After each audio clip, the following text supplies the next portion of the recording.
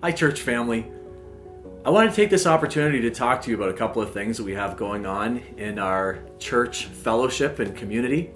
If you remember back at our annual general meeting in February, we prayerfully discerned that the Lord was calling us to pass a stretch budget.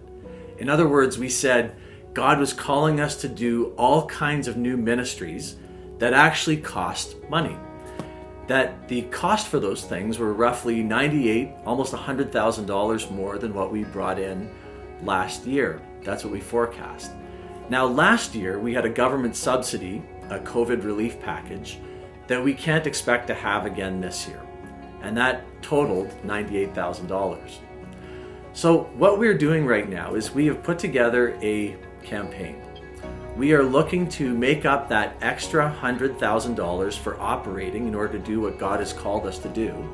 And to that end, the Lord, through the generous gift of one donor in our church, has gotten us halfway there. Our goal is to raise an extra $100,000 for operating above and beyond our regular givings, and one donor has already given us $50,000. Here's what we're asking.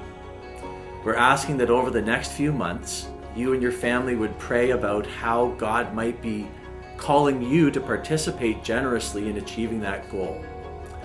We are going to call this campaign our Sowing Bountifully campaign. And that's based on 2 Corinthians chapter 9, where Paul encourages the Corinthians. And he says that when you sow bountifully, you can expect to reap bountifully. Now, of course, Paul doesn't mean that if you give a lot of money to the Lord and to his work, you can expect to receive a lot of money and wear a Rolex watch and all that. That's not what God's talking about. That's not what Paul's talking about. But instead, that when you participate in giving generously to the work of the Lord, God grants you a big, generous heart. That's something that you can expect to reap from this. So please pray about it as a family.